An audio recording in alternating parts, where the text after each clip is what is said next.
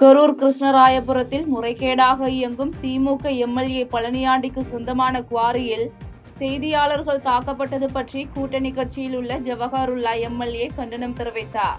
சென்னை வண்ணாரப்பேட்டையில் மனிதநேய மக்கள் கட்சி வடசென்னை கிழக்கு மாவட்டம் சார்பில் பொதுக்கூட்டம் மற்றும் ஏழை எளியவர்களுக்கு நலத்திட்ட உதவிகள் வழங்கும் நிகழ்ச்சி நடைபெற்றது. இதில் மனிதநேய மக்கள் கட்சி தலைவர் ஜவஹருல்லா மற்றும் திமுக ராயபுரம் சட்டமன்ற உறுப்பினர் ஐடி மூர்த்தி ஆகியோர் கலந்து கொண்டு சிறப்புரையாற்றினர்.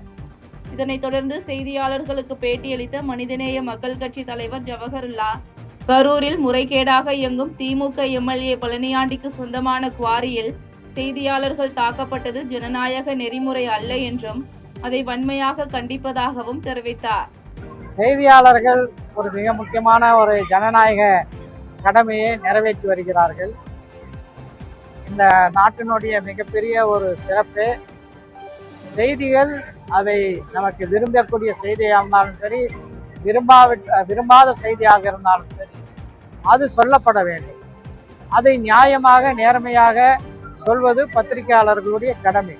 ஆனால் அந்த கடமையை செய்யக்கூடிய பத்திரிகையாளர்களை தாக்குவது ஒரு ஜனநாயக நெறிமுறை அல்ல, அதை வன்மையாக கண்டிக்கிறோம். காஞ்சிபுரத்தில் ஏகாம்பரநாதர் தங்கத்தேர் விழா ரத்து குறித்து இந்து சமய அறநிலையத்துறை காலதாமதமாக விளக்கமளித்துள்ளது. காஞ்சிபுரம் ஏகாம்பரநாதர் திருக்கோயிலுக்கு ஏகாம்பரநாதர் திருக்கோயில் அறக்கட்டளை சார்பில் பல கோடி மதிப்பிலான தங்கத்தேர் டிசம்பர் 8ஆம் தேதி கும்பாபிஷேகத்திற்கு முன்னால் வழங்கப்பட்டது. இந்த தங்கத்தேர் ரதம் சப்தமி நாளில் காஞ்சிபுரத்தில் வீதி உலா வரும் என அறக்கட்டளை குழு சார்பில் தெரிவிக்கப்பட்டதை அடுத்து முதலமைச்சர் வருகை காரணமாக நிகழ்வு தள்ளி போனதாக பல்வேறு சர்ச்சை எழுந்த நிலையில் இதுகுறித்து காஞ்சிபுரம் எம்எல்ஏ எழிலரசன் அலுவலகத்தில் நேற்று அவர் முன்னிலையில் இந்து சமய அறநிலையத்துறை இணை ஆணையர் குமாரதுரை பத்திரிகையாளர்களை சந்தித்தார். அப்போது பேசிய அவர், தங்கத்தேரினை இந்து சமய அறநிலையத்துறை சார்பில் மதிப்பீடு செய்து ஏற்றுக்கொள்ளாததால் இந்த நிகழ்வு ரத்து செய்யப்பட்டதாகவும், தங்கத்தேர் வீதியில் செல்லும் நிலையில் அதன் சிறு பாகங்கள் விழுந்து தொலைந்து போனால் யார் பொறுப்பேற்பது என கேள்வி எழுப்பி விளக்கம் அளித்தார். இதை நம்ம முதன்முறையா நம்ம தேர் வெளியே அனுப்பணும்னா எங்க கமிஷனர் அரசுகிட்ட நம்ம முறையா அனுமதி வாங்கிட்டு தான் நாங்க செய்யணும். அதுல என்ன ஒரு இதுன்னா, மதிப்பீடே ஒன்றும் செய்யல. தேர் ஓடும் போது நாளைக்கு ரோட்ல போகும்போது அந்த ஏதாவது ஒரு பார்ட்ஸ் ஏதாவது கீழே விழுந்தாலும் சரி, ஏதாவது காணாம போனாலும் சரி, நிறைய சின்ன சின்ன பார்ட்ஸ் இருக்குது. நிறைய பார்ட்ஸ் ஒரு 300-400 பார்ட்ஸ் சேர்ந்து தான் அந்த ஒரு தேரா இருக்கு. அதை கிளைம் பண்றதுன்னா அது மதிப்பீட்டு அறிக்கை கண்டிப்பா பெறப்பட வேண்டும். அந்த எந்த பொருள் கீழே விழுந்துரும் அப்படின்னு சொல்ல முடியாது. தேர் ஓடும்போது ரோடு போகும்போதோ இதான் ஒண்ணு. அதனுடைய வழிகாட்டு நெறிமுறைகள்லாம் நான் வாங்கி தான் செய்ய முடியும்ட்டு அவங்ககிட்டயே அவங்க சொல்லியிருக்காங்க, அறக்கட்டளை நிர்வாகிகிட்டையும் சொல்லியிருக்காங்க. நாங்களும் இந்த மாதிரி கேட்கறாங்க, பதிப்பீட்டு அறிக்கை பண்ணி கொடுங்கன்னு கேட்டோம். கேட்டதுல சில நிறைய அவங்க கேட்டிருக்காங்க நிறைய விஷயங்கள். எத்தனை கிலோ செம்பு யூஸ் பண்ணீங்க, எத்தனை கிலோ தங்கம் யூஸ் பண்ணீங்க, யாருக்கெல்லாம் வாங்கினீங்கன்றதெல்லாம் ஈஓ மூலமா வாங்கி கொடுங்கன்னு கேட்டுருக்காங்க. ஈஓவும் அவங்க கிட்ட கேட்டுருக்காங்க. முறையான அனுமதி அவங்க கொடுக்காதனாலதான் அந்த மதிப்பீடு அறிக்கை ஒன்றும் பெறப்படவில்லை. கூட்டணி கட்சி தலைவர் என்ற முறையில் ராகுல் காந்தியை கனிமொழி எம்பி சந்தித்தார் என அமைச்சர் கீதா ஜீவன் விளக்கமளித்துள்ளார். தூத்துக்குடி மாவட்டம் கோவில்பட்டி நகராட்சி அலுவலகத்தில் மாற்றுத்திறனாளிகள் துறை சார்பில் மாற்றுத்திறனாளிகளுக்கு 3 சக்கர வாகனங்கள் வழங்கும் நிகழ்ச்சி நடைபெற்றது. இதில் அமைச்சர் கீதா ஜீவன் கலந்து கொண்டு 36 மாற்றுத்திறனாளிகளுக்கு 3 சக்கர வாகனங்கள் வழங்கினார்.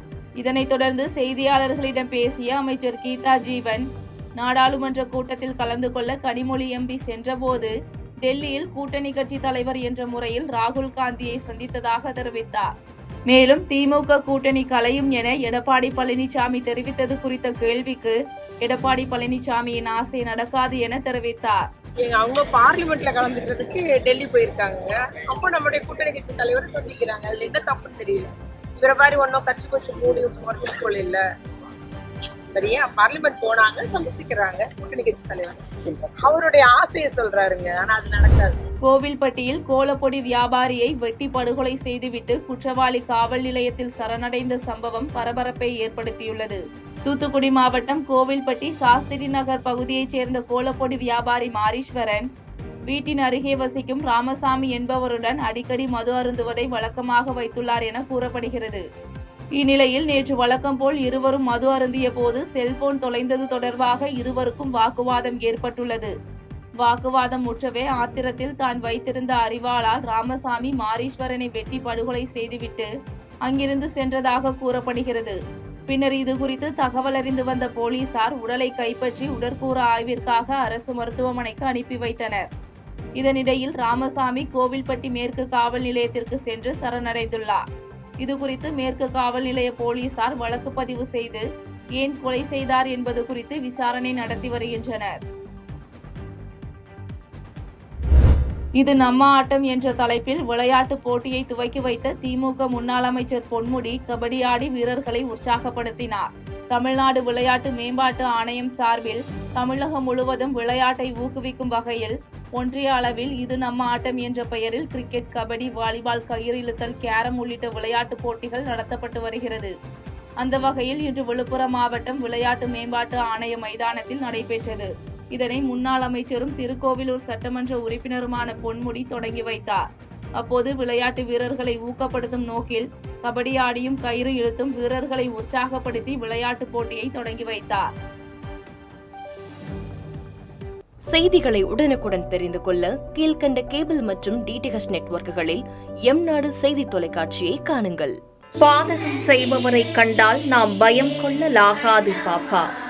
மோதி மிதித்துவிடு பாப்பா, அவர் முகத்தில் உமிழ்ந்துவிடு பாப்பா. அண்மை செய்திகளை உடனுக்குடன் தெரிந்து கொள்ள இணைந்திருங்கள் எம்நாடு தொலைக்காட்சியுடன்.